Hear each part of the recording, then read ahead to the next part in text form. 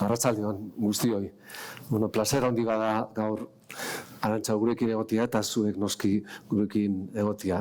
Egun berezia da, bihar Gabon Zaharra izango da eta momentu oso interesgarria da eztabaidatzeko. Es un día y un momento precioso y un reto el de tener a Arantxa González Laya con nosotros y con nosotras en Zarautz. No esperábamos realmente tanta gente interesada en hablar y en saber de Europa y del futuro, y ojalá podamos irnos, como dice Sartori, de la sala y de la tarde con pesimismo constructivo, porque las cosas es evidente que no están bien, pero merece la pena pensar que hay capacidad de reacción.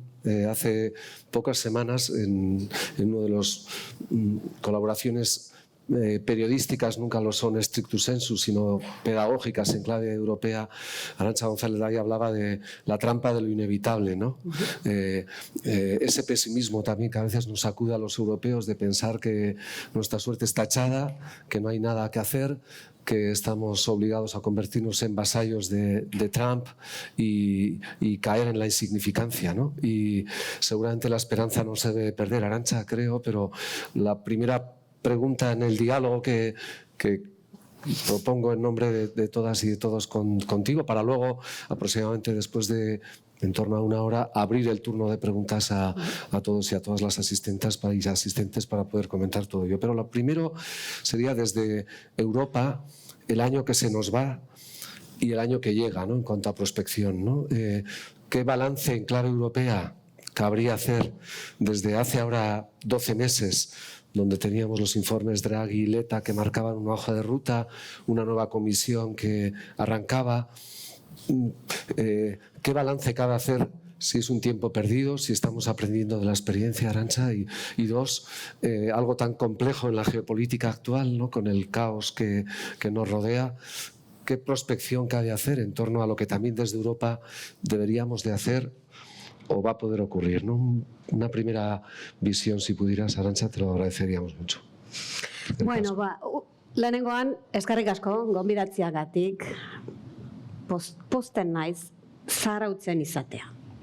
Eta elkarrizketan izatea. Eta posten naiz zeren Europa gure etxea da. Eta gure etxean guk egin behar deun da pixka bat, inversión pixka bat eitea. Yo quiero comenzar aquí. El año 2025 ha sido un año de resistencia. Hemos resistido. Hemos resistido a los ataques de Rusia en el flanco este, buscando acabar con un país que se llama Ucrania, porque ese es el objetivo. Y hemos resistido poniendo medios, muchos medios económicos, poniendo financiación, ayudándoles a ellos también a resistir. Hemos resistido ante los embates de Donald Trump, en un momento muy complicado para nosotros porque nuestro aliado ya no lo es. Y no es una cosa pequeña que nuestro aliado, que era quien nos garantizaba de alguna manera un nudo que unía a las dos partes de Occidente, que era Estados Unidos y Europa, no solo se ha debilitado, no solamente es que Estados Unidos hoy, su administración no quiera invertir en eso, es que quiere destruirlo. Eso es lo que nos ha dicho. Nos considera a la Unión Europea el enemigo a batir. Y hemos resistido también ante los embates de la competencia cada vez más fuerte y cada vez más difícil de China, sobre todo en un espacio en el que nosotros queríamos ser fuertes, que es el de la economía verde, el que ayuda a la transición energética, el que nos va a ayudar a descarbonar. Resulta que China ha aprendido también la lección y está haciéndonos una competencia muchas veces desleal. Y hemos resistido también, y esta es quizás la parte más difícil, a, entre comillas, el enemigo que está dentro de Europa. A las fuerzas políticas que dentro de Europa no quieren Europa, quieren renacionalizar, no quieren Europa. Antes querían salirse de Europa, pero como han visto que es muy caro, ahora no piden salirse de Europa, piden simplemente cambiar a Europa desde dentro. Hemos resistido. Y yo creo que el balance no es tan malo como a veces lo pintamos. Hemos resistido bien, pero nuestro problema es que no vale con resistir. Necesitamos activismo y yo espero que el año 2026 sea un año donde no solo resistimos al empuje de los demás, sino que nosotros también empujamos. Y empujamos en donde a nosotros nos parece que es importante empujar, empezando, creo yo, y me gustaría empezar aquí, con la protección de la democracia en Europa, porque lo que nos hace Europa es que somos un espacio democrático, o que tenemos una aspiración a ser un espacio democrático. Si perdemos esta democracia transnacional, que creo que es el ejemplo de civilización más precioso que se ha construido geopolíticamente nunca, nos daremos cuenta de que como casi todo en la vida lo valoramos cuando lo perdemos, no cuando lo tenemos, ¿no? Pero esa idea de calidad democrática y del soft power de la Unión Europea, no ser un imperio militar, decíamos, que han fenecido todas las civilizaciones, incluso empezando por el Imperio Romano, que ha anclado en el poderío militar la base de su supuesta solidez, han acabado feneciendo, ¿no? Pero en este año 2025 hemos dado ejemplo de ser lo que queremos ser, exponente de valores, de protección de derechos humanos. La mirada de Europa respecto a Ucrania, Rusia, que hablaremos ahora, ha sido la misma con las sanciones a Rusia que la mirada respecto a lo que ha ocurrido en Oriente Medio, en Palestina, en Gaza. Hemos perdido una oportunidad de demostrar cómo podemos hacer una crítica constructiva y no volver a caer en esa barbarie de la diferente vara de medir, ¿no, Arantxa? ¿Cómo lo ves? Pues ahí está uno de los puntos de nuestra resistencia, que ha sido una flaqueza muy grande, que es el no haber sabido resistir ante lo que era a todos los ojos, podemos llamarlo como queramos llamarlo, pero es la voluntad de exterminar a un pueblo. Y es verdad que hay que contextualizarlo, y es verdad que hay que debatirlo no en abstracto, en su contexto, pero no podemos cerrar los ojos ante lo que es una clara violación del artículo 1 del Tratado de la Unión Europea. El Tratado 1 de la Unión Europea, que es nuestra Constitución, habla de la voluntad que tenemos los europeos de ser un espacio de democracia, donde se respeten los derechos humanos, donde se respete el derecho internacional, donde se respeten las libertades, donde se respete la diversidad, la igualdad entre el hombre y la mujer, las minorías, la libertad de expresión. Todo esto nosotros queremos respetarlo porque hemos aprendido algo de nuestra historia, pero no hemos sido, yo no creo que hayamos defendido con el mismo ahínco, por lo menos no lo hemos hecho como Unión Europea. Lo hemos hecho a geometría muy variable, y cuando lo hacemos a geometría variable, pues no tenemos la misma fuerza que cuando lo hacemos como Unión Europea. Lo hemos hecho claramente en el caso de Ucrania, no lo hemos hecho claramente en el caso de Gaza. Y yo creo que esta es una lección importante, porque perdemos legitimidad a los ojos de nuestros ciudadanos y perdemos legitimidad a los ojos del resto del mundo. Y eso nos cuesta. Luego ahí yo pondría claramente un triple menos en nuestro balance del 2025. Vale. Arantxa, y si descendemos, somos ahora 27, ¿no? Fuimos 6, luego 9, luego 10, 12, 15, 27, 28, 27. Tenemos una posible ampliación en ciernes. La existencia del veto, ¿no?, a través de la exigencia de unanimidad, que es lo que acaba ocurriendo. Letta dice que se pueden hacer muchas cosas a pesar del veto, y yo creo que es así, pero hay otras muchas en donde no logramos actuar. lo que mejor conoces tú de todo lo que conoces de Europa, las relaciones internacionales, todo lo que no europeizamos, estamos en manos de que los 27, desde los 400.000 malteses hasta los 80 millones de polacos, que los 27 digamos que sí, ¿no? Y ese bucle de imposibilidad de salir de la exigencia del veto, ¿cómo se rompe, no? Porque para tocar una coma del tratado hace falta unanimidad también. O sea, ¿cómo lo hacemos? Porque si todo el mundo diagnostica que si saltáramos esa regla, el consenso debería de aflorar, porque ya no vale con irte a tomar unos vinos, volver al final de este acto y decir, levanto el dedo y digo que no, te tienes que quedar a negociar, porque la mayoría cualificada puede ser la que acabe triunfando, ¿no? ¿Cómo no hay voluntad política? ¿Qué hace falta para que en esa Europa que tú conoces, ¿no? Emerja, ¿no? Yo tengo la sensación, con comentarios de funcionarios y funcionarias europeas, que están de acuerdo en que esto tiene que hacerse, pero la voluntad política, lo intergubernamental, es tan egoísta que parece no querer renunciar a esa capacidad tan pétrea, tan potente que te da levantar el dedo y decir que no, hasta que me dé la gana, con perdón, o hasta que reciba algo a cambio, ¿no? ¿Cómo solventamos esa espada de Damocles de Europa, Arantxa? Primero decirte que yo creo que es bastante poco probable que seamos capaces de cambiar los tratados en el corto plazo, porque sería abrir en un momento en el que tenemos un equilibrio de fuerzas dentro de la Unión Europea, que es un equilibrio de fuerzas menos favorable a los esfuerzos de integración, la posibilidad de que el cambio vaya en el sentido de más integración, yo creo que sería bastante pequeño. Ahora, vamos a poner esto del veto o de la necesidad de unanimidad en algunos campos. Vamos a ponerlo un poco en contexto. Yo, a principios de este año, en un debate como este, debatía con el ministro de Exteriores de Hungría.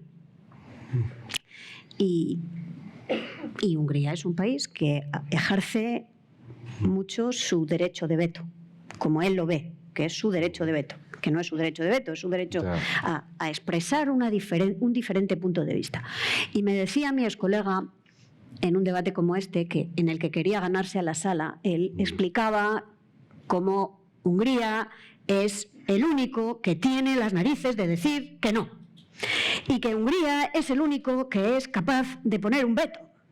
Y que Hungría lo dice aunque le acusen de ser antieuropeo, pero que era muy europeo decir que no. Y que lo habían hecho todo el rato con las sanciones de Rusia. Que cada vez que la Comisión Europea proponía un paquete de sanciones contra Rusia, Hungría siempre decía que no. Entonces yo le pregunté ¿cuántas veces realmente había Hungría vetado un paquete de sanciones contra Rusia? Que me dijera cuántas. Porque ya íbamos 14 paquetes de sanciones, ahora llevamos 19. ¿Cuántas? Lo único que ha ocurrido es que hemos tenido que comprar el acuerdo de Hungría. Y eso ha llevado más tiempo y eso ha necesitado de unas concesiones hacia Hungría.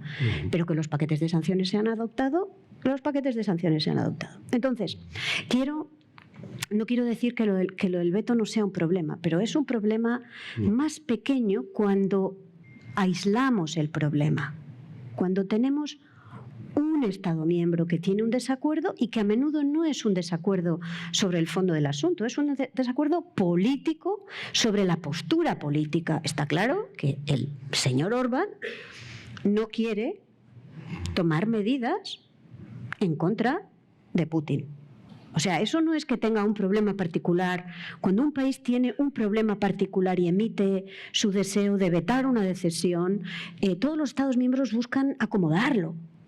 Aquí hay un problema político y todos hemos buscado acomodarlo. Eso tiene un límite, ¿no? Que es cuando realmente el país decide que no. Pero no tenemos que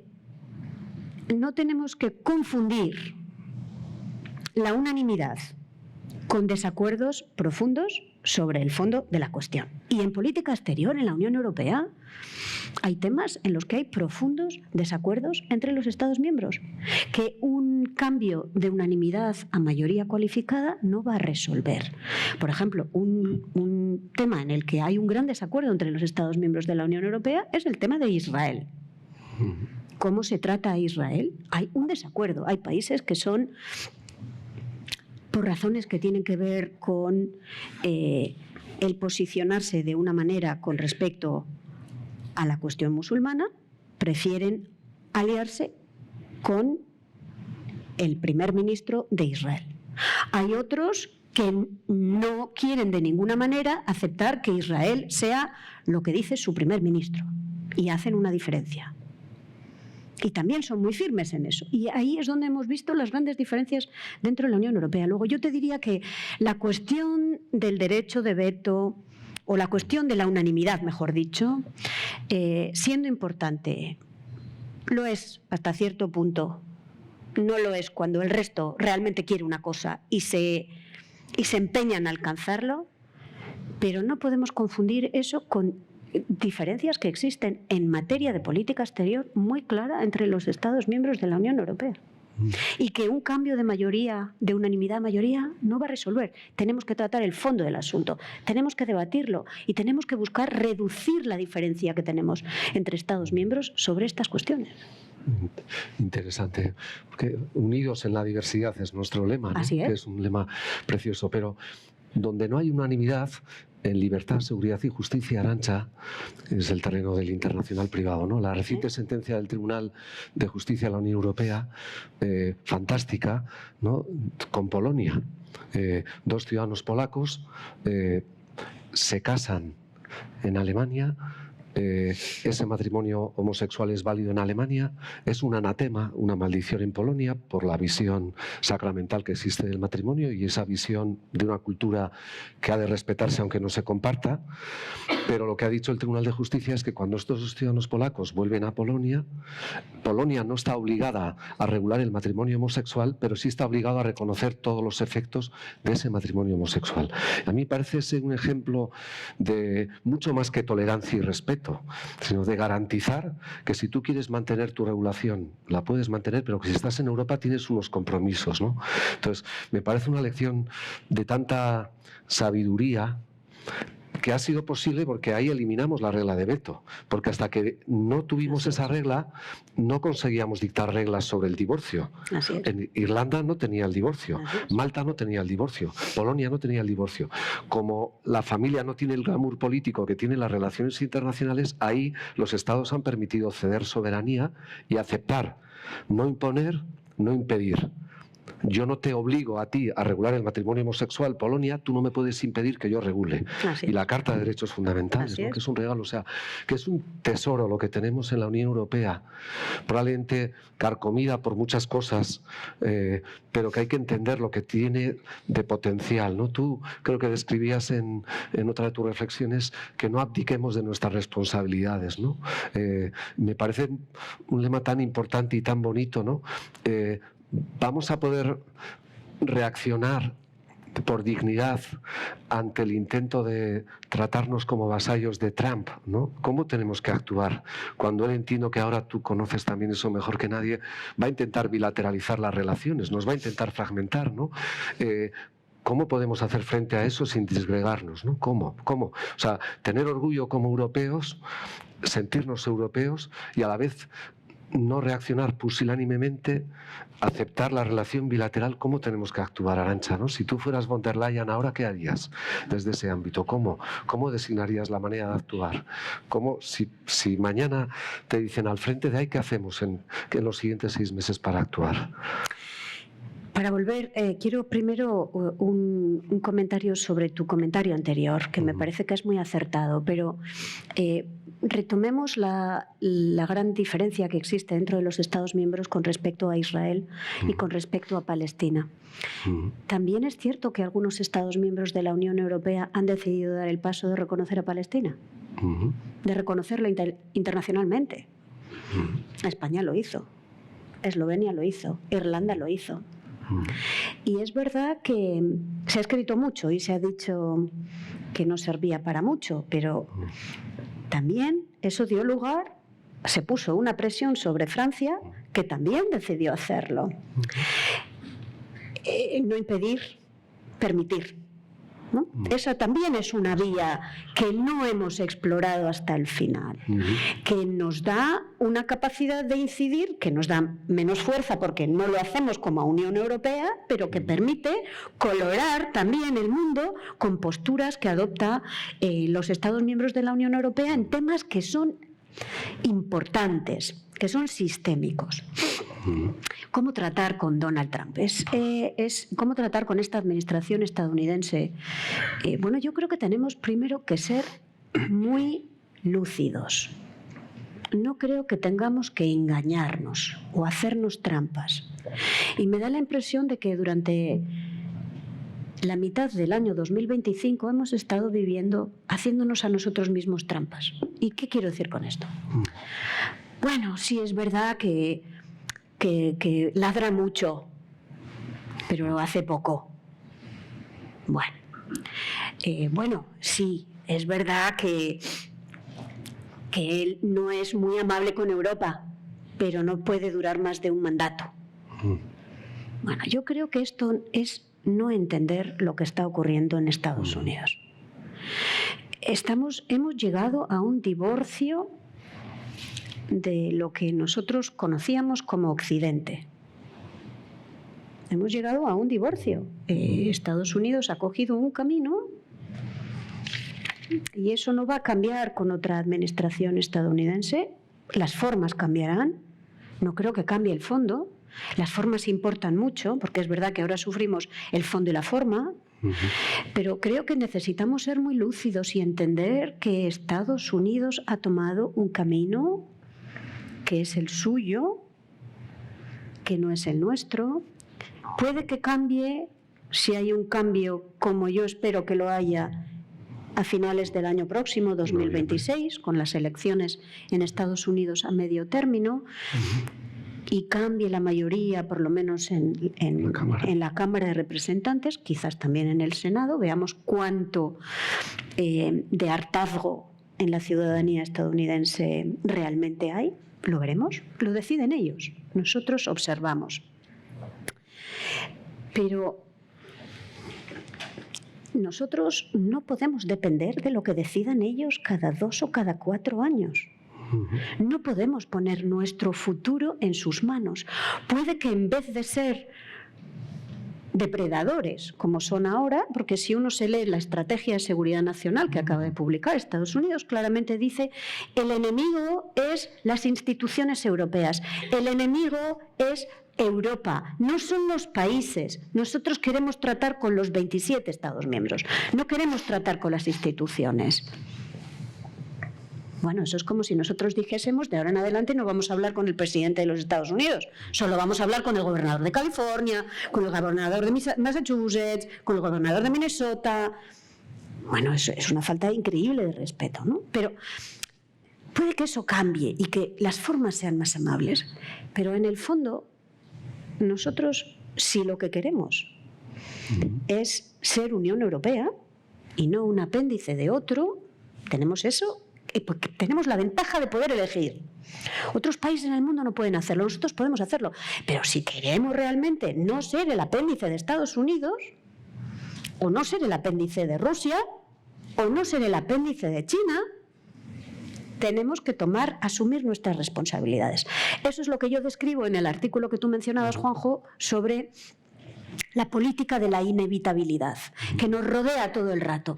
Todos escuchamos decir: bueno, ya hemos perdido la guerra, bueno, ya hemos perdido la carrera por la inteligencia artificial, bueno, ya hemos perdido la guerra por la protección de nuestro medio ambiente, ya no vamos a poder tampoco luchar contra el cambio climático, hemos perdido también la carrera económica contra China y la carrera... No lo hemos perdido, lo perderemos si no ejercemos nuestras responsabilidades. Esa es una manera muy peligrosa que tenemos de responsabilizarnos, de no asumir la responsabilidad que tenemos todos cuando estamos en posición de elegir. Cuando uno está en posición de elegir, tiene que decidir si quiere A o si quiere B, si es que sí o si es que no, si es que es blanco o si es que es con un poco más de gris. Es elegir. Responsabilidad es elegir. Nosotros en Europa tenemos hoy la responsabilidad de elegir que queremos. Si nos quedamos quietos, sabemos dónde vamos a estar. Vamos a ser los vasallos de otros. Oye, hay quien dice que está bien ser vasallo. Insisto, los europeos tenemos elección, otros no lo tienen. Hay otros países que no tienen elección. Nosotros la tenemos, pero no podemos vivir en un estado de lamentación permanente. Tenemos que ejercer nuestras responsabilidades. Claro. Creo que representamos el 15% de la economía global, más o menos ese porcentaje del comercio internacional, pero ese discurso que yo comparto, luego va la economía real por debajo, ¿no? Es decir, muchas empresas vascas también están incrementando su inversión en Estados Unidos. El capital busca seguridad jurídica y económica, busca huir de la barbaridad de la guerra comercial que supone los aranceles, y la ley del más fuerte se impone, ¿no? O sea, ¿cómo para poder ejercer esa responsabilidad tendríamos que creer que una Europa más unida también en lo económico es posible, ¿no? Y hay tal asincronía entre los tiempos de la economía y las tomas de decisiones europeas, o sea, que una empresa, sea una cooperativa, que conozco bien porque uno de mis hijos trabaja ahí, que tiene un porcentaje altísimo de producción y de venta en Estados Unidos, pone más el acento todavía en Estados Unidos. Es decir, Trump consigue lo que quiere con sus bravuconadas, pero con su capacidad. Si desde Europa no recibes nada, entiéndeme nada, no tienes un mercado integrado. Y es una empresa vasca que tiene un importante peso también puesto en el mercado europeo, pero seguimos con nuestros aranceles, que es la falta de mercado interior, ¿no? Todo este rollo para preguntarte cómo se hacen varias cosas al mismo tiempo. ¿Qué jerarquía hemos de poner? Porque frente a Trump miramos hacia arriba, le vemos como un ególatra insoportable, egoísta insoportable, pero con gran poder. Y miramos hacia adentro en Europa y vemos que hay pseudo-autarquías, ¿no? Porque no cooperamos entre las economías de los estados, y tenemos dos diagnósticos fantásticos, el de Draghi y Letta, que nos hacen, está hiperdiagnosticada Europa, ya sabemos lo que hay que hacer. Estamos yendo en esa línea, ¿no? ¿Cómo lograr atemperar estos tiempos, ¿no? Los de la economía real y los de la política, y los de la política europea, que va todavía más al ralentí que las otras, ¿no? ¿Cómo se logra este equilibrio, si se puede, ¿no, Arantxa? Bueno, yo diría que estamos hiperdiagnosticados, pero también estamos hiperpesimizados. Cuando Enrico Letta y Mario Draghi ponen sus informes en la mesa, evidentemente de lo que hablan es de lo que falta por hacer. No hablan de lo que se hace. Y lo hacen porque en Europa es verdad que realmente solo tomamos decisiones cuando sentimos que estamos al borde del precipicio. Es verdad que en Europa, para movilizar energía política, son 27 países que tú tienes que sincronizar con su energía política para que todos digan, venga, vamos a hacer esto, ¿no? Como lo hicimos durante el COVID, que hicimos algo bastante sorprendente, que yo tengo que decirte, Juanjo, que cuando yo entré en la Unión Europea, cuando yo entré a trabajar en la Comisión Europea en el año 1995, si alguien me dice que en el 2025 iba a haber el que los europeos tomásemos prestado juntos para invertir juntos, me hubiese reído. Préstamo mancomunado. Ese préstamo mancomunado lo hicimos todos los europeos para invertir en todos los europeos en el año 2020. Esto ocurrió. Sí, deuda conjunta, ¿no? Y lo hemos vuelto a decidir hace 2 semanas. Hemos vuelto a decidir, y cuando ya lo hacemos una vez es una excepción. 2 veces empieza a ser una regla. Con lo cual a nosotros nos viene muy bien que se haya decidido en diciembre que vamos a tomar prestado conjuntamente, vamos a emitir deuda conjuntamente para financiar la ayuda a Ucrania, porque si lo hacemos para el COVID y si lo hacemos para Ucrania, quizás se convierta en una regla de funcionamiento. Integremos fiscalmente la Unión Europea, que eso es una falla que tenemos muy importante si queremos a futuro tener más capacidad económica. Pero vuelvo a Mario Draghi y a Enrico Letta. Ellos les piden que hagan dos informes, uno sobre la competitividad y el otro sobre el mercado interior, y evidentemente ellos ponen el foco en lo que no funciona. Pero de tanto poner el foco en lo que no funciona, parece que en Europa nada funciona. Oye, en Europa, que yo sepa, tenemos una balanza exterior positiva. Si fuéramos tan malos, no tendríamos una balanza exterior positiva.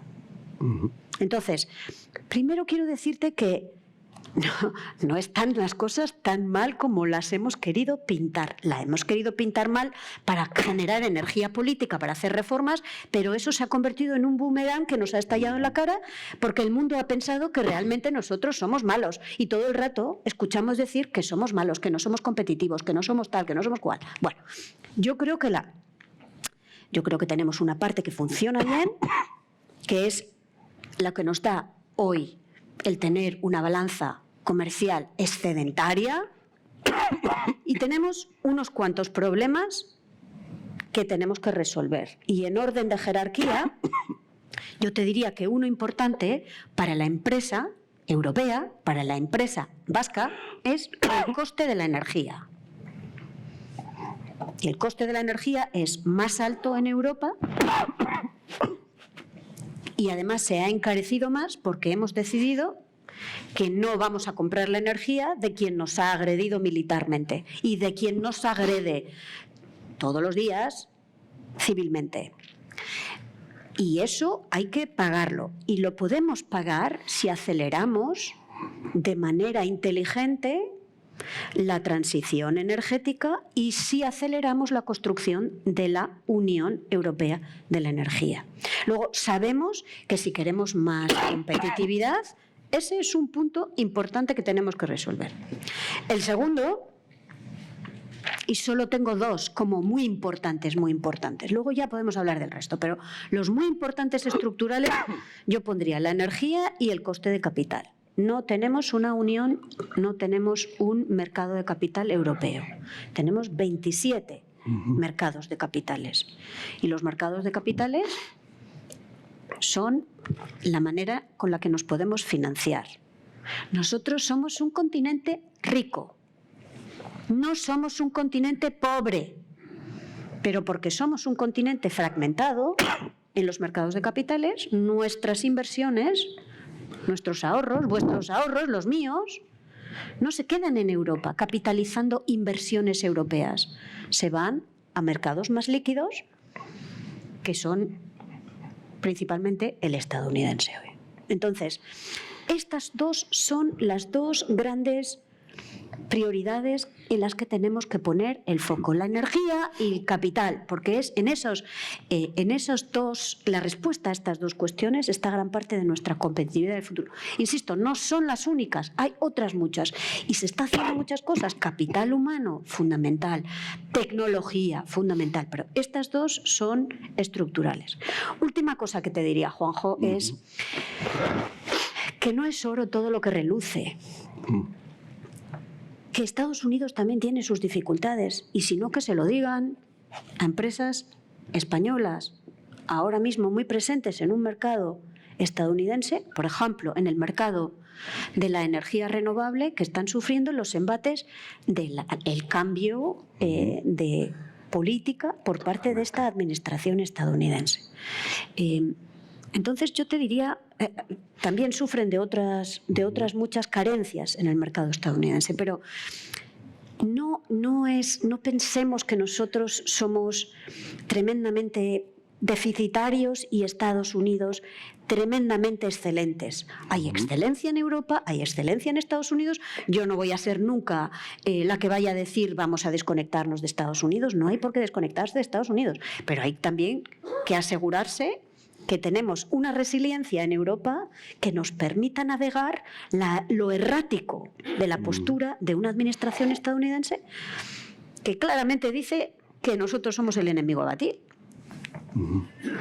Ok, qué buen análisis, Arantxa, pero si hemos tenido tres errores históricos estratégicos, ¿no? Los citabas. Uno, confiar en Rusia para nuestra exigencia energética, ¿no? Otra, confiar en Estados Unidos para nuestra defensa, y otra, mirar al sudeste asiático para el comercio, ¿no? Es fácil, como en la economía, pintar los errores a toro pasado, ¿no? Pero iba al segundo de ellos, la defensa, ¿no? Si Trump hace de su santo y seña la imprevisibilidad, en esto ya nos ha dejado muy claro que de él no te puedes fiar, ¿no? ¿Y cómo se construye? Si ha de construirse una defensa europea, ¿cuál es tu visión en torno a eso, ¿no? Porque es interesante el conocer todo lo que eso supone, ¿no? Bueno, yo primero diría que a mí me cuesta mucho aceptar esta idea de que Europa ha sido muy ingenua porque se ha beneficiado de la energía de Rusia, se ha beneficiado del crecimiento enorme de China en estas tres últimas décadas, y que ha sido ingenua porque ponía su defensa en manos de Estados Unidos. Yo no creo que era ingenuidad, era que Europa creía que realmente había un sistema que daba beneficios a Europa, y ha dado unos beneficios bastante interesantes a Europa durante todo este periodo. No hablábamos de ingenuidad cuando hacíamos muchos negocios. Lo que no hemos sido buenos es en identificar los riesgos. Y ahora entramos en una fase donde necesitamos identificar los riesgos de una manera mucho más clara y mucho más cruda. Y hay que ponerle un precio a los riesgos, porque el riesgo solo tiene sentido identificar un riesgo si tomas las medidas para controlar ese riesgo, y eso significa también invertir en la gestión de los riesgos.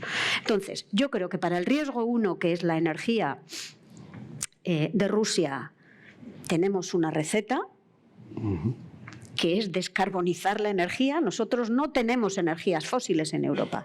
Se las podemos comprar a Rusia, se las podemos comprar a los Emiratos, se los podemos comprar a Arabia Saudí, a Venezuela, a Argelia. Bueno, en fin, las podemos descarbonizar. Por ejemplo, podemos hacer un mix energético distinto del que ha tenido Europa hasta ahora, y podemos interconectar todos nuestros sistemas energéticos.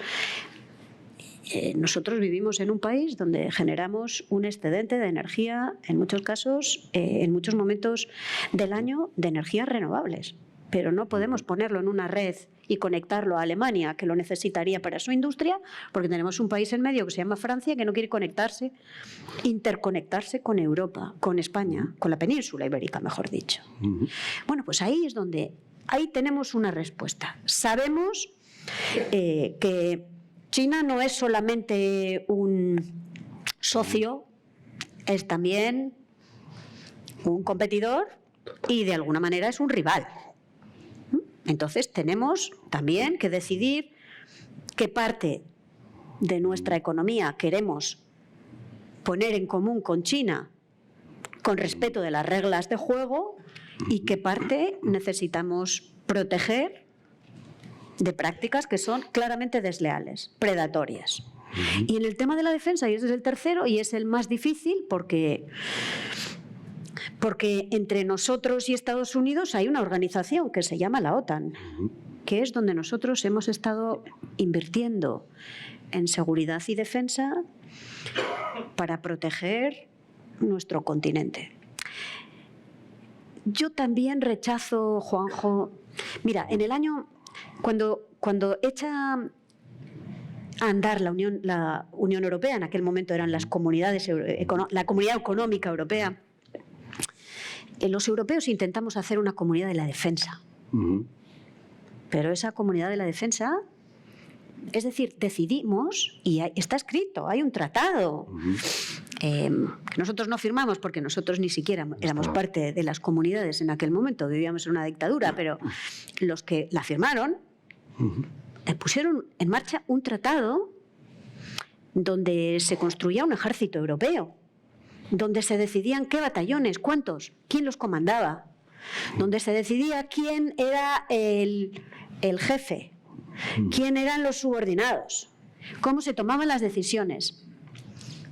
Ese acuerdo, ese tratado, no llegó, lo firmaron los 6 países que lo negociaron, Francia, Alemania, los 6 países fundadores. Italia, Bélgica, Holanda y Luxemburgo. el mayor defensor de este tratado era Francia, pero el Parlamento francés no ratificó este tratado. Y ahí... Y esto no es un accidente de la historia, ¿eh? Esto no es un accidente de la historia. También ahí había un interés por parte de Estados Unidos en que Europa no tuviese una defensa autónoma.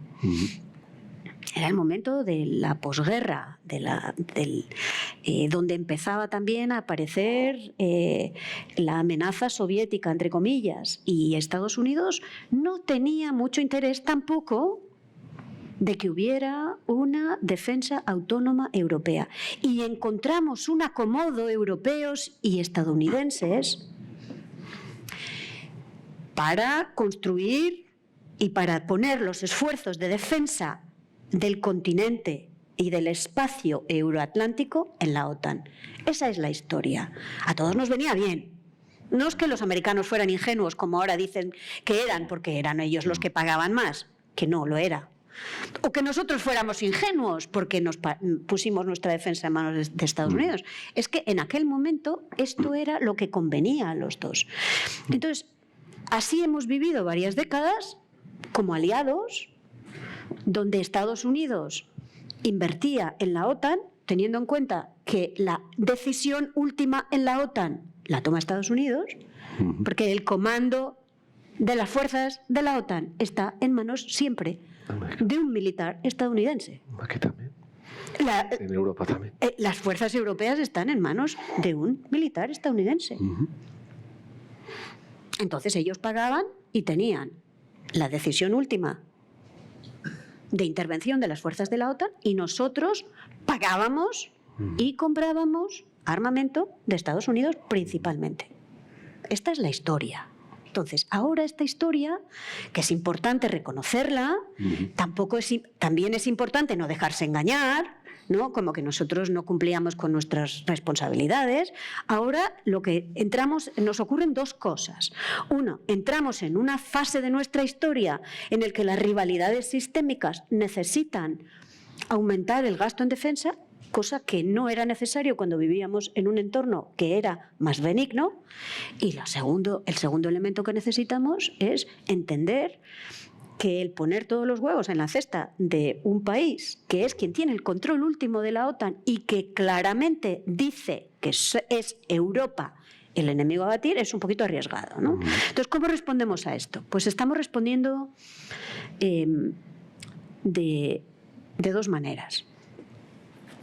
De tres maneras, mejor dicho. Primero, estamos buscando construir un mercado interior para la industria de la defensa. Porque es que resulta que tenemos 27 Estados miembros y cada uno tiene su estándar de producción de balas, su estándar para sus tanques, su estándar para sus fusiles, su estándar... Eso no es sostenible. Necesitamos un mercado interior para la industria de la defensa, de manera que podamos gastar de una manera más eficiente. La segunda cosa que estamos haciendo es tomar más responsabilidades en la OTAN, algo que hasta ahora nos habíamos resistido. Y la tercera cosa que estamos haciendo es crear otro círculo, una coalición a geometría variable, donde estará quien quiera estar, y que no solamente es de la Unión Europea, es de Europa, donde también está el Reino Unido, donde también está Noruega, que no son Unión Europea, pero que también tienen una preocupación por la seguridad del continente. Ahora, no todo es gastar más. Y esa es la otra trampa en la que creo que tampoco hay que caer. Y sobre todo no gastar con un objetivo que es político. Creo que hay que gastar más, ciertamente, hay que gastar mejor y hay que gastar como europeos. Y yo espero que esta práctica ya de tomar prestado en común para invertir en común, en algún momento lo hagamos para el sector en el que todos estamos concernidos, que es la defensa. Un tema tan complicado. complicado. Complicado. Sí. Por cierto, que hay el espíritu de Mesina, ¿no?, que emergió cuando fracasó Europa. En cuanto a la Europa de la defensa, fue algo que necesitamos hoy, ¿no? Eso es. No mirarnos solamente al ombligo de la discusión, sino sacar la posibilidad de llevarlo adelante. Un campo... Bueno, yo no había compartido con Arantxa las preguntas y me encanta, Arantxa, que estés hablando sin filtro y dando la opinión absolutamente fundamentada, porque me parece que la clave es que sepamos exactamente que tampoco no hay una ciencia de la toma de decisiones políticas, ¿no?, y mucho menos en Europa, ¿no? Entonces, todo tan complicado que merece la pena conocer un poco todo ello. También debe de ser complicado, pero la pregunta es obligada, y además estando tú todavía más, ¿no?, con todo lo que tiene que ver con la fragmentación del comercio internacional, el fin de ese multilateralismo que representa la OMC, Mercosur. Llevamos 30 años intentando llegar a un acuerdo con Argentina, Brasil, Uruguay, Paraguay, con China y Colombia como invitados. Ahora resulta que un día es Francia, otro día Italia quien levanta el dedo y dice que no. El sur global, llamado así, llamando a la puerta de una nueva geopolítica, y que quieren dejar de ser la insignificancia del derecho de veto llevado al Consejo de Seguridad de Naciones Unidas. ¿Qué debemos de hacer como Europa en todo ese contexto, ¿no? Tenemos que tener nuestra agenda propia comercial, tenemos que ir a bilateralidades. ¿Cuál sería la manera de responder a un caos como el que se produce, o una regionalización tal vez del comercio como el que se produce? ¿Qué estrategia habría que proponer, ¿no?, desde Europa para ello, Arantxa? Pues me pillas con el tema fresco, porque os cuento un secreto. Estoy escribiendo un libro, que es lo que uno puede hacer cuando está en la academia, donde busco explicar un poco lo que yo veo y compartirlo con los demás, y hoy me tocaba escribir el capítulo sobre comercio. O sea que lo tengo fresco. No, yo creo que también aquí, esta es una competencia federal europea. Aquí no tenemos unanimidad, aquí no hay derecho de veto, es mayoría cualificada. Aunque a veces nos cueste poner a prueba esa mayoría cualificada. Fíjate, en el acuerdo Mercosur-Unión Europea, si quienes se oponen a este acuerdo son Francia, Polonia e Irlanda, como parecía que era el caso hasta ahora, se hubiera podido someter a una decisión, ¿verdad? Porque es mayoría cualificada. Para volver a la pregunta sobre la unanimidad, aquí no se necesita unanimidad. Y sin embargo no se ha querido minorizar a Francia, a Polonia y a Irlanda. Se ha querido buscar un acuerdo por consenso, que lo que nos está llevando es a perder un poco de credibilidad. No, perder una gran credibilidad con Mercosur, porque, claro, mientras nosotros estábamos ocupados con pelearnos con Trump, Trump también estaba atacando a Brasil. Y el ataque a Brasil era: yo aumento tus aranceles para tus exportaciones, y si quieres que las reduzca, por favor libera a mi amigo Bolsonaro, a quien has encarcelado injustamente. Estos eran los términos de la discusión. Bueno, todo ha quedado en nada. Bolsonaro sigue en la cárcel, condenado por golpismo, y entre tanto Trump ha tenido que reducir los aranceles porque resulta que Brasil le exporta café y zumo de naranja y carne, que estaba generando inflación en Estados Unidos. Cierro este paréntesis, pero todo esto no es abstracto, todo esto es cómo se traduce esto en la realidad. El comercio también ha sufrido de este cambio de paradigma del que hablábamos. También estamos viendo cómo reglas que creíamos eran respetadas y se tenían que respetar por todos, no se respetan por todos. No se respetan por Estados Unidos, claramente, por esta administración, que renuncia a respetar las reglas del juego. Ha sido interesante ver que Estados Unidos ha rechazado respetar las reglas del juego, pero el resto de los países no lo han hecho. O sea que, ¿qué es lo que ha ocurrido? Que Estados Unidos representa el 13% del comercio internacional. Él ha decidido que no respeta las reglas del comercio internacional. Ha aumentado los aranceles. Los aumenta hasta el 20%. Desde el 2 hasta el 20. Pero cuando ve el efecto inflacionista sobre su consumo, ha tenido que ir negociando un poquito a la baja. Ahora debe estar alrededor del 13%, que es mucho más que el 2%. Pero ya se ha topado con la realidad. Por otro lado, tenemos a China, que tiene un sistema de capitalismo con características chinas, lo llaman ellos, que es un capitalismo con una intervención del Estado en la economía muy fuerte que, bueno, pues genera distorsiones serias. Y para poder responder a esa distorsión, sería bueno cambiar las reglas del comercio internacional. Pero la última negociación que teníamos en curso fracasó. Entonces nos encontramos, desde el punto de vista global, en una especie de limbo, ¿no? Con una Organización Mundial de Comercio dañada por una parte, por prácticas desleales de China y, por otra parte, por el no respeto de las reglas por parte de Estados Unidos. Pero como el resto del mundo no quiere vivir en un comercio internacional sin reglas, hay que ver cómo trabajamos con el resto de los países del mundo para buscar estabilizar la situación. Ahí creo que es importante, y esa sería, la primera sería, trabajemos con los que quieren trabajar para preservar las reglas multilaterales, negociemos con quien quiera negociar con nosotros. La lista es muy larga porque todo el mundo quiere entrar al mercado europeo en condiciones más favorables.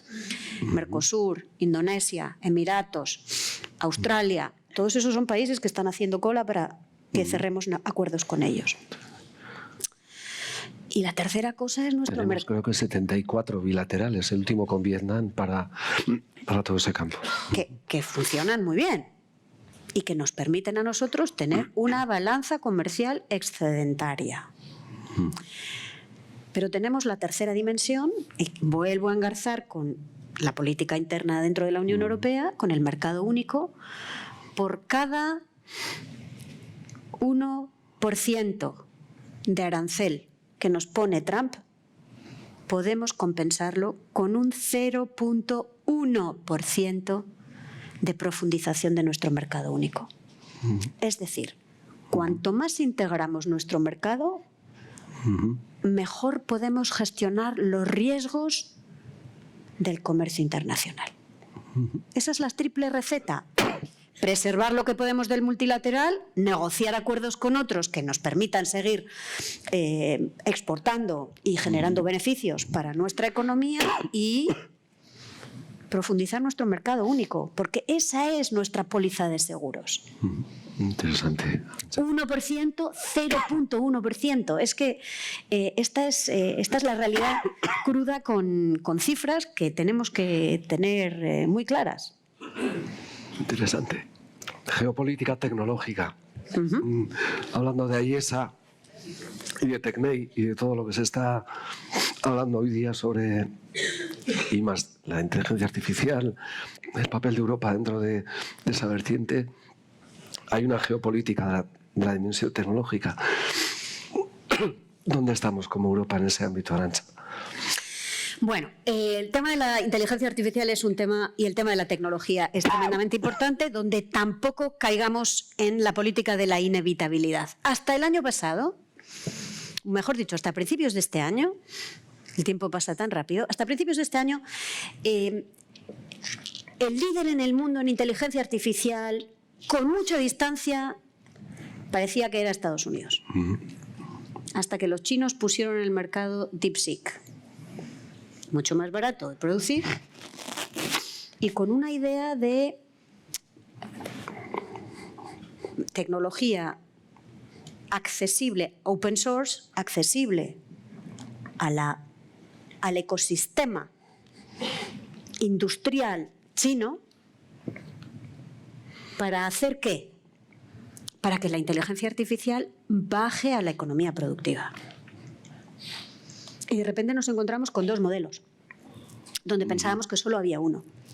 Estados Unidos, que son inversiones masivas en la inteligencia artificial, código cerrado, para buscar obligar a los demás a conectarse, dependencia. China, código abierto, para permitir desarrollar la industria china. Desde mi punto de vista, es más peligroso para nosotros China que Estados Unidos. Pero la de China nos ofrece una posibilidad que es la de utilizar el saber hacer la ingenuidad, el conocimiento europeo en código abierto para bajar la inteligencia artificial a aplicaciones que nos ayuden a desarrollar la biotecnología, la agricultura de precisión, la medicina de precisión, en fin, toda la máquina, el coche eléctrico, el espacio, todo ese ecosistema industrial que es donde yo creo que nosotros podemos tener nuestra oportunidad. Pero para eso, nuevamente, no lo podemos hacer cada uno de los 27. Solo funciona si lo hacemos a 27. Nos está costando llegar ahí, pero estamos llegando ahí. Por ejemplo, hace 2 meses se reunieron en Berlín Francia y Alemania y entendieron que en un tema tan importante como la nube, teniendo en cuenta que la mayor riqueza de muchas de nuestras empresas está hoy en la nube y que esa nube se convierte, por lo tanto, en un riesgo que hay que gestionar, que no tenía mucho sentido hacer una nube francesa y una nube alemana, que tendría más sentido hacer una nube europea. Y que tendría más sentido hacer esta nube no como una actividad o no como una iniciativa burocrática de los gobiernos, sino apoyar los esfuerzos de las empresas, de las industrias. Y hay una serie de industrias europeas, hay una gran parte de la industria alemana que está dispuesta a invertir en construir esa nube. Luego, creo que también ahí Europa está intentando buscar su espacio. Creo que el juego se ha abierto un poco. No creo que tengamos mucho tiempo y, por lo tanto, lo que tenemos es que acelerar este entendimiento de que solo funciona si lo hacemos en el espacio europeo, que no quiere decir en el espacio de los gobiernos europeos, sino también la empresa a nivel europeo. Interesante. Mientras hemos transcurrido una hora que a mí se me ha pasado al menos volando y me encanta. ¿Tu balance, somos una sociedad europea en decadencia o en emergencia? ¿Vamos hacia abajo o vamos a involucionar o tenemos futuro? ¿Cómo civilizamos colectivamente nuestro futuro, Arantxa? Somos una sociedad enormemente diversa. Demográficamente estamos envejeciendo. Demográficamente nos estamos haciendo más pequeños. Demográficamente estamos aceptando abrir las puertas. Algunas veces lo hacemos abriendo las puertas ordenadamente. Otras veces lo hacemos con un gran desorden y otras veces decimos que la puerta está cerrada pero abrimos la trampilla por abajo. Pero no nos queda más remedio que responder a lo que yo creo que es uno de nuestros retos fundamentales, de los que no hablamos mucho, que es el reto de la demografía. Somos el 7% de la población del mundo. Somos el 15% de la economía del mundo, 17% de la economía del mundo, el 13% del comercio en el mundo, más del 50% del gasto social en el mundo, pero solo somos el 7% de la población en el mundo y vamos a menos. Entonces, esta es nuestra realidad. ¿Cuál es el elemento que queremos cambiar? Y este es el debate que tenemos que tener. No se trata de decir, gritamos mucho, ¿no? Y está bien gritar, a veces está bien porque te desfogas, pero me parece que es más importante también que los temas tan importantes como la demografía los tratemos como lo que son. No podemos seguir pretendiendo ser competitivos, solidarios, si cada vez somos más pequeños y menos capaces de generar esa riqueza. Entonces, como digo, ahí entra la gran discusión de la migración, de cómo hacerla y de cómo construimos en sociedades que somos cada vez más diversas, y basta con salir a la calle para verlo, cómo construimos ese sentimiento de cohesión a nivel local, porque también somos localmente diversos También somos regionalmente diversos, no solo somos países, somos también regiones, somos también locales. Y eso también es nuestra riqueza. Y eso también tenemos que cultivarlo. Y eso no es automático. Necesitamos tratarlo, necesitamos explicitarlo, necesitamos debatirlo y necesitamos juntos decidir que eso es lo que queremos hacer. ¿Y cómo vinculamos a los jóvenes con esta necesidad de Europa, ¿no? ¿Cómo? Bueno, yo vivo con estos jóvenes ahora en esta fase de mi vida en la universidad, más de 1.500 estudiantes de 140 países del mundo. Todos estudian juntos, todos comparten, todos debaten. A principio de curso siempre les digo lo mismo y os lo voy a decir también porque creo que esto es una carencia que tenemos las sociedades. Es más fácil ponerse de acuerdo que vivir en el desacuerdo. Y tenemos que aprender a vivir en desacuerdo.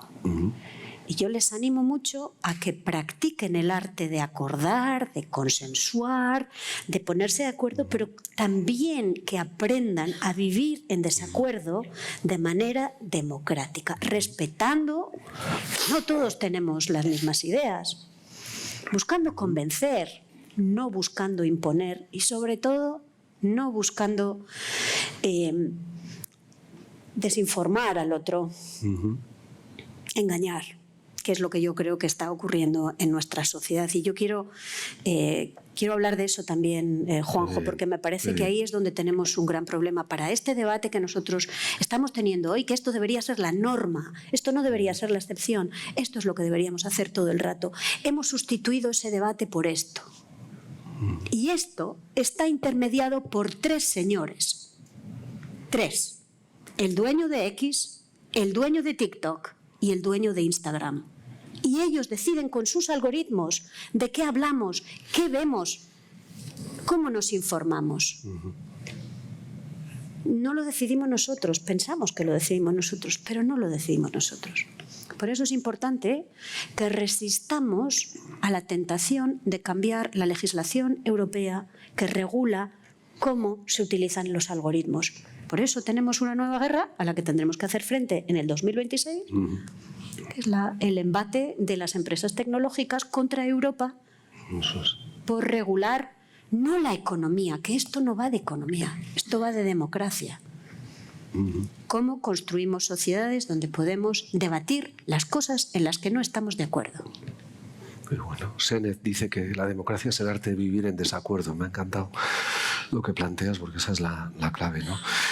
Bueno, quisiera abrir el turno de preguntas por los asistentes. Si quisierais, creo que tenemos un micrófono y la capacidad de poder formular cualquier cuestión. Ahí ¿no? atrás, ahí. Ahí. Eso es, ya está la primera mano, no ha costado mucho esta vez. Adelante. Sí, gracias. Sí, se oye. Sí. En principio, decir que me ha encantado la claridad expositiva de la decana y del compañero Juanjo, porque no oculto que son temas bastante arduos para su comprensión. Me quiero referir al endeudamiento de la Unión Europea de los 90.000 euros con el derecho a veto de 3 países, Chequia, Hungría y Eslovaquia. En principio, salvo que usted me diga lo contrario, la URSS tenía que descongelar 245.000 millones de euros como garantía para la devolución de ese préstamo a Ucrania. Préstamo que no sé si es para la reconstrucción de un país devastado o para armarlo o para ambas cosas. Pensemos, yo desde luego no tengo ninguna esperanza de que la URSS pueda desatascar ese importe, esa cuantía, ese crédito, ¿no? Es más, Putin ha anunciado guerra, ¿no? Si es que tiene que ir a ello. Bien, estamos ante un endeudamiento sine die, porque no olvidemos que eso tiene una vocación bianual. Sí. ¿Cómo salimos de ese impasse? A mí estoy sumido a una incertidumbre, lo reconozco. Gracias. Pues es una muy buena pregunta. Primero, decirte que Rusia, los bancos privados rusos y el Banco Central de Rusia tiene depositados unos saberes en bancos europeos.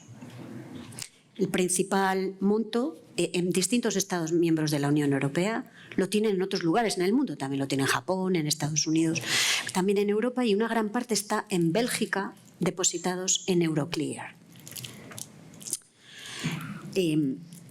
Lo que nosotros hemos decidido este diciembre, queríamos hacer una cosa un poco complicada, que es emitir deuda con cargo a esos fondos. Y hubo un grupo de países que se opuso a esa solución. Entonces se ha acabado en una solución un poco distinta, pero bastante parecida. Los saberes rusos se han congelado.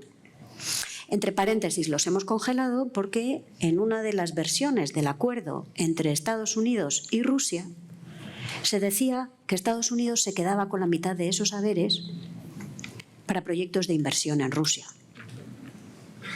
Claro, nosotros somos un poco como el tonto del pueblo, ¿no? Ponemos el dinero y el que se beneficia es Estados Unidos. Era un poco sorprendente. Entonces, lo que hemos hecho de manera inteligente, a mi modo de ver, es congelar estos saberes de manera que no se puedan confiscar sin que Europa decida liberarlos. Es decir, se necesita un acto positivo por Europa para poder disponer de esos fondos que están depositados. No los confiscamos, están ahí, pero congelamos su utilización.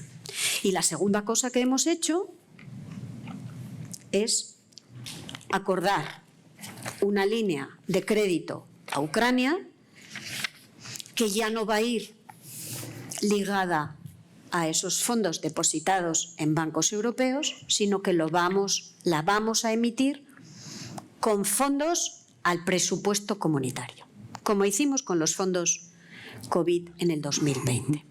Se ha encontrado una solución pragmática para dos problemas que tenía la Unión Europea.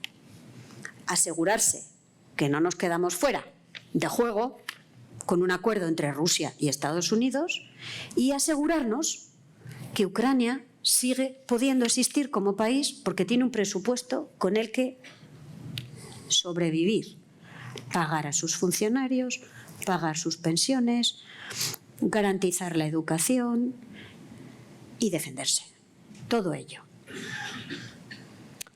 Y es verdad que la pregunta que surge es ¿hasta cuándo?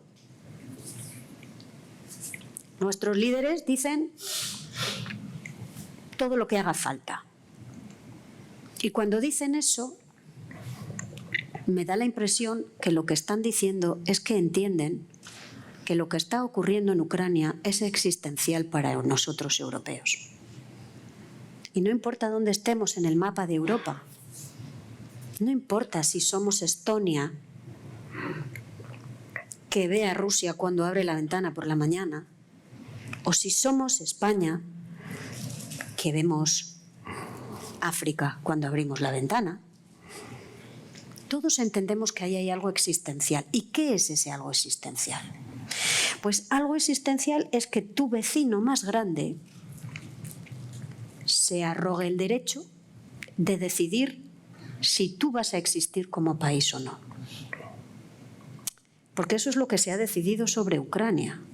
Es que Rusia ha decidido si Ucrania tiene el derecho a existir como país o no. Como país libre, como país soberano, como país con sus capacidades para decidir. Rusia no quiere que Ucrania exista como país independiente, libre y soberano. Eso es lo que nos dice todos los días Putin. Y eso es a lo que nosotros nos resistimos, porque sabemos que si eso vale para Ucrania, eso vale para cualquiera. Y nosotros somos sus vecinos. Entonces, nuestros líderes responden a esta pregunta que tú haces, y que me parece una pregunta muy válida, respondiendo todo el tiempo que haga falta. Me da la impresión que esa es una manera también de no caer en la trampa de ser nosotros los que empujemos a Ucrania a llegar a un mal entendimiento con Rusia, porque sabemos que si se llega a un mal entendimiento entre Ucrania y Rusia, somos también nosotros, vecinos, los que pagaremos las consecuencias de eso, teniendo en cuenta que además Ucrania está llamado a ser miembro de la Unión Europea, porque hemos tomado la decisión, los 27, de abrirle el camino a que sea miembro de la Unión Europea. Luego nos estamos comportando con Ucrania por anticipación, como si fuese, aunque no lo es todavía de derecho, un Estado miembro de la Unión Europea, porque entendemos que ahí hay una cuestión existencial para nosotros. Termino diciendo, y esto es una pura especulación por mi parte, yo no creo que el conflicto o la guerra o la invasión pueda durar en los términos actuales de manera indefinida. O sea que cuando decimos todo el tiempo que haga falta es una manera de ayudar a Ucrania a ser fuerte en una negociación que está teniendo lugar, aunque está teniendo lugar de una manera muy amorfa, porque evidentemente hay un país que en estos momentos no quiere llegar a un acuerdo, que es Rusia. Has estado comentando que Estados Unidos está saltando todas las reglas y además ahora justo has hablado de Ucrania. Y mi pregunta para ti es, ¿qué crees sobre que Estados Unidos está saltando a los países involucrados para negociar la solución de las guerras? Por ejemplo, en Ucrania, donde se está saltando completamente a Ucrania para negociar Estados Unidos directamente con Rusia y lo mismo con Israel y Palestina. ¿Y qué crees que eso conlleva para la legitimidad o la credibilidad europea? Porque, como has comentado, el problema de Ucrania es existencial para Europa. Mira, en esta fase, en este segundo mandato de Trump, está particularmente obsesionado con la idea de ser el presidente que pasa a la historia como el presidente de los acuerdos de paz.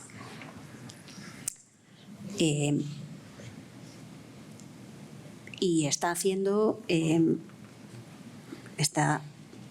maniobrando muchísimo para pasar así a la historia. Hay algunos de estos acuerdos de paz que nos son un poco lejanos y no les estamos prestando mucha atención, pero ha habido un estallido de violencia entre Camboya y Tailandia, dos países que tienen una relación histórica muy complicada y una frontera muy volátil. Y en un momento determinado, Donald Trump les llama a los dos líderes y dice: ya hemos llegado a un acuerdo, he conseguido la paz en esta frontera. ¿Y qué ha ocurrido? Que un mes después se seguían tirando los trastos a la cabeza. Cojo otra geografía. Ruanda, Congo. Ruanda, Congo tienen una frontera muy complicada y una historia muy complicada. También él manda a su enviado especial y dice: llegamos a un acuerdo. En este acuerdo siempre hay invariablemente un caramelo económico para Estados Unidos.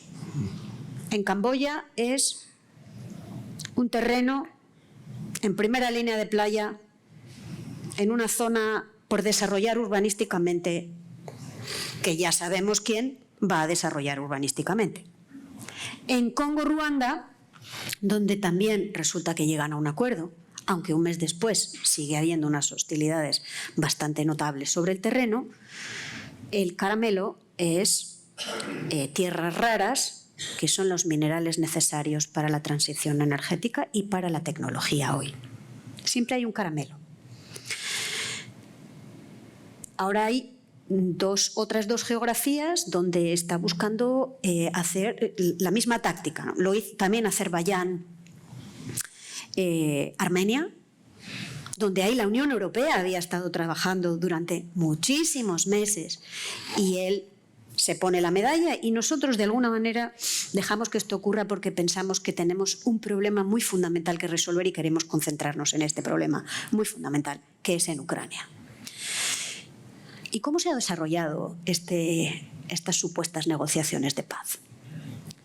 Bueno, pues empieza con un plan de 20 puntos que están totalmente escorados del lado ruso. Y nosotros, europeos, con Zelensky, hemos entendido que es mejor que vayamos todos juntos. Tenemos que empezar a dar marcha atrás. Y transformamos este plan de 20 puntos en un plan de 25 puntos que es un poquito más equilibrado, pero que ya no le gusta a Putin. Ya vamos 2 versiones de estas. Va y viene y va. Pero entre tanto también hay otro caramelo.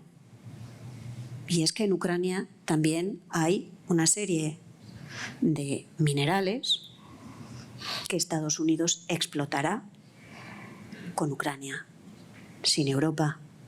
A pesar de que nosotros ponemos los 90.000 millones en crédito, una línea de crédito a pagar con las reparaciones rusas, es decir, con los haberes congelados. Y en Gaza, 3/4 de lo mismo. No hay paz en Gaza. No hay paz en Gaza. Siguen muriendo todos los días ciudadanos gazatíes. Lo que pasa es que ahora no le prestamos atención porque se supone que hemos llegado a un acuerdo. Entonces, ¿nosotros cómo podemos gestionar esto, los europeos? Pues yo creo que lo tenemos que gestionar no haciendo lo que estoy haciendo yo, que es exponiendo la debilidad de esta actitud del presidente de los Estados Unidos, sino discretamente remar para que el resultado no sea el que ellos hayan puesto sobre la mesa. Y en eso llevamos jugando 2 meses, 3 meses.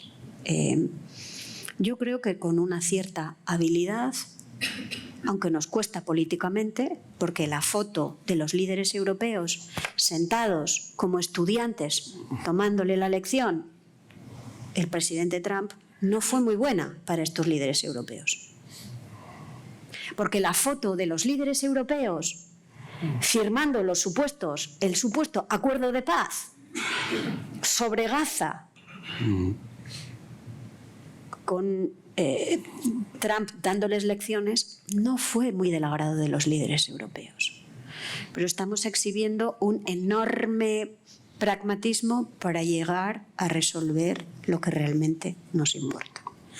¿Qué tenemos que hacer nosotros, ciudadanos? No dejarnos engañar. No dejarnos engañar. No creernos estas milongas, que es en realidad lo que está ocurriendo. Un acuerdo de paz, un acuerdo de alto el fuego, lo hablábamos con Anabel al inicio de esta conversación. Un acuerdo de alto el fuego es cesar las hostilidades. Un acuerdo de paz es un acto de generosidad entre ambas partes, donde uno acepta que ha sido derrotado y el que ha vencido es lo suficientemente generoso para no mostrarlo. No estamos ahí. Llegaremos ahí, espero. Pero primero necesitamos un alto el fuego. Y ahí es donde nosotros tenemos que poner nuestros esfuerzos. Pero sobre todo no nos dejemos engañar. Y sobre todo no le demos el Nobel de la Paz, que ya sería el colmo. Me ha llamado la atención la visión tan positiva que has presentado de Europa, porque últimamente todo lo que leo y oigo es más bien por el otro lado.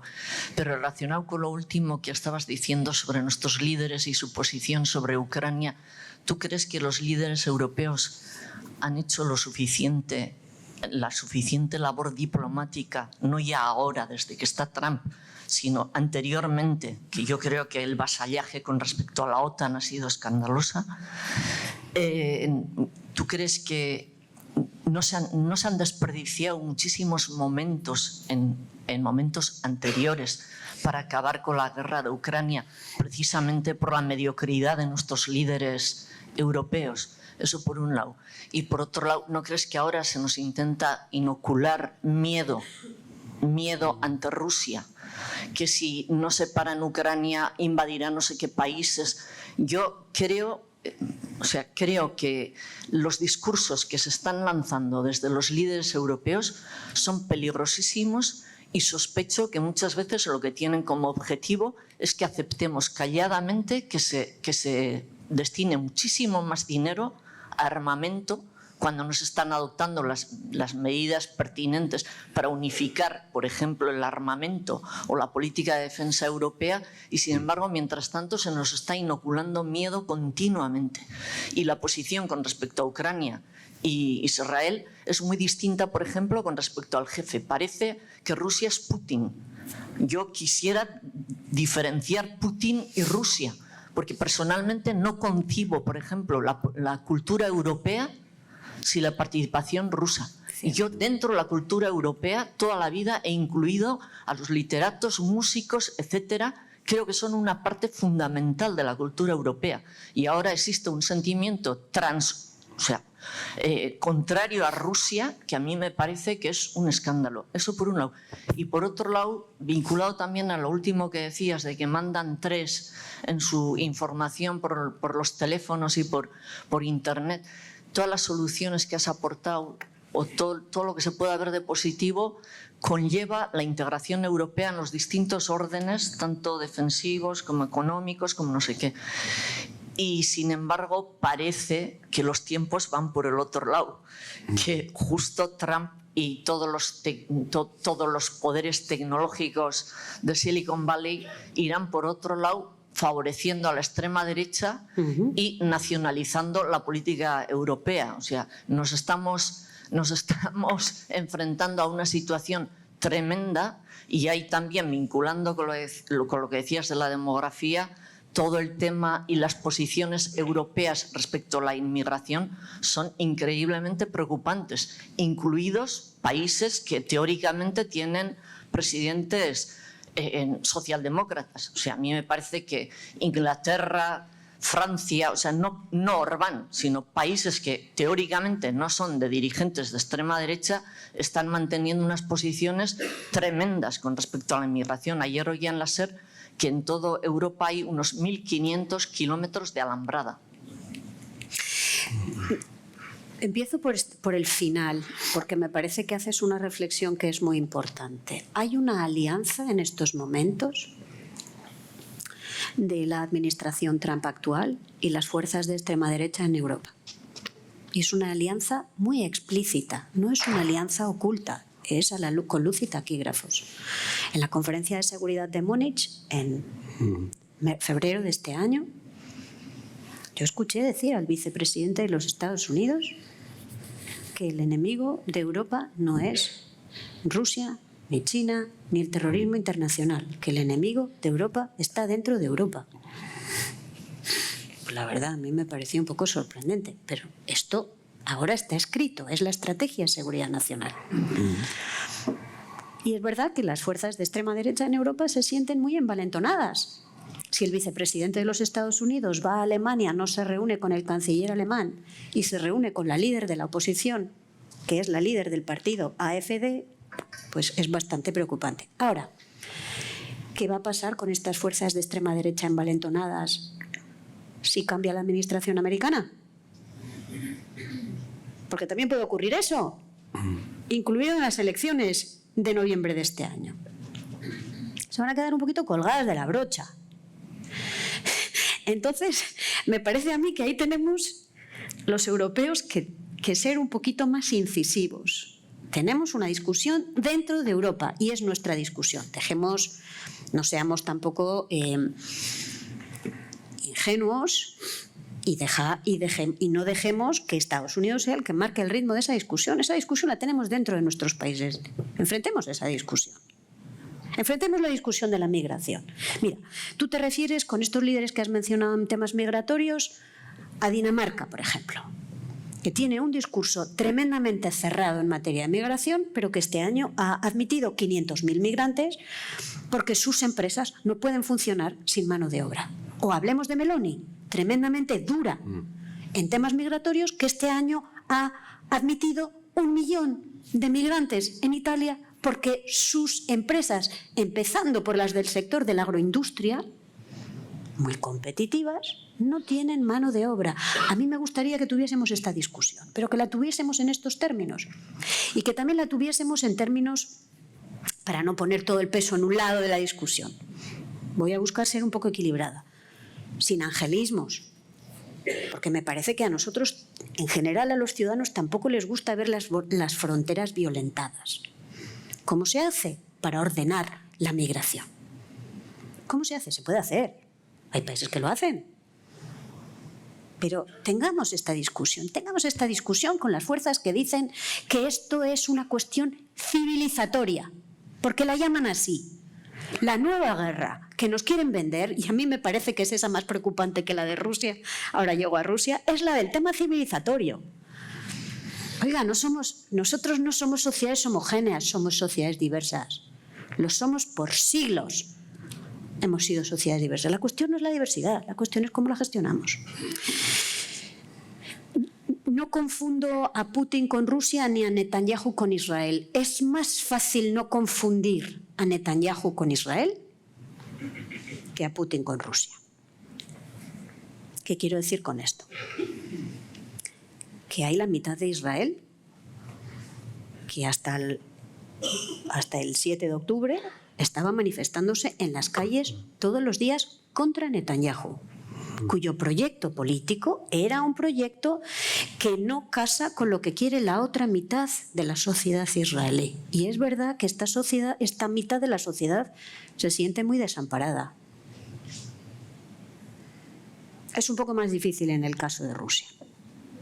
Primero porque una gran parte de esa ciudadanía, una gran parte de esa oposición a Putin ha sido aniquilada. Periodistas, activistas, sociedad civil han sido asesinados. Y otros muchos se han marchado. Y realmente otros muchos de estos están hoy en Europa. Pero es verdad que Rusia es nuestro vecino y que la geografía es muy tozuda y que la geografía no se puede cambiar. Y en algún momento, tendremos que sentarnos, pero no así. Yo sí creo que hay distintas sensibilidades hacia Rusia. Quien ve todos los días cuando abre la ventana lo que está ocurriendo, quien ve los drones sobre su territorio, quien ve los sabotajes de sus infraestructuras energéticas, quien ve los ataques de ciberseguridad, y hay muchos europeos que lo están viendo todos los días, tienen una animadversión hacia Rusia que no tienen otros que no lo ven de una manera tan cercana. Lo que ocurre es que esto es una práctica común en toda la Unión Europea. Entonces, me parece que en esto tenemos que ser desapasionados y buscar entender. Buscar entender por qué se sabotean nuestras infraestructuras. Eso está ocurriendo. Buscar por qué se falsifica el debate, que también está ocurriendo. ¿Y cómo se hace? ¿Quién lo hace? ¿Y quién está detrás de esto? Y a partir de ahí buscar darle una respuesta. Pero si somos Europa, creo que también en eso tenemos que ser solidarios como europeos. Ahora, me parece que lo que tenemos que tener es una visión de nuestra seguridad 360 grados. Los riesgos del norte, los del este y los del sur, que también los tenemos. Y ahí también nosotros y nuestro país tiene que ser capaz de poner esos riesgos del sur, que también los tenemos. Los riesgos de una zona en el Sahel que está totalmente desestructurada, donde los estados no tienen poder y que está en manos de grupos terroristas, traficantes de drogas, de armas, de personas. Todo eso también es un riesgo que nosotros tenemos que traer a la mesa, pero con generosidad, como la que tienen que tener nuestros socios hacia nuestros riesgos. Eskerrik asko, Arantxa, eskerrik asko. Se nos ha acabado el tiempo, ya no podemos ir a más preguntas, pero de todas maneras yo creo que lo que nos has contado, Arantxa, tiene mucho contenido, mucho tema de reflexión, de análisis a posteriori, y os invito a que dentro de unos días colgaremos en nuestra web el vídeo de lo que hemos grabado, porque nos das permiso, ¿verdad, Arantxa? Sí, sí. Y cualquiera podemos volver a ver todo lo que, y a escuchar todo lo que nos has contado hoy y a ir asimilándolo poco a poco, porque creo que es importante hacernos esa criticidad para tomar opinión y buscar nuestras responsabilidades, las que cada uno tenemos, y actuar como tal. Es que ricasco, de verdad. Y antes de irnos, nada, un pequeño detalle, ya sabéis, los que nos conocéis, que solemos entregar un detallito de Zarauz para que te vayas con un recuerdo nuestro y, como no, pues es una obra de unos zarauztarras de la playa. Qué bien. De Zarauz. Qué bien. Muchas gracias. Es que ricasco. Gracias. Qué bonito.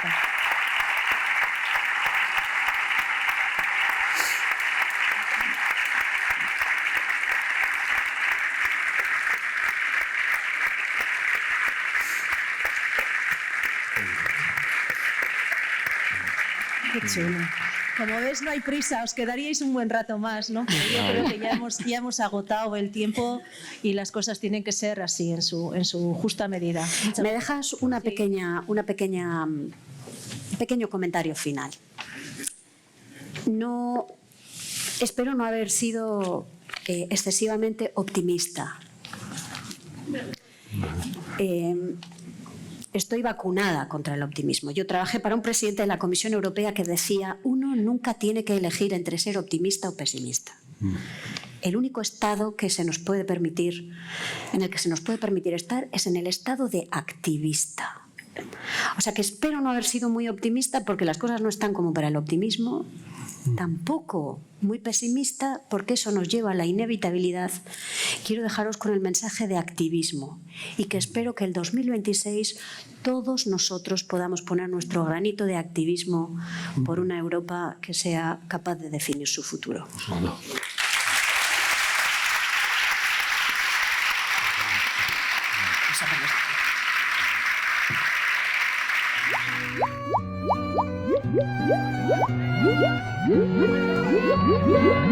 Yeah.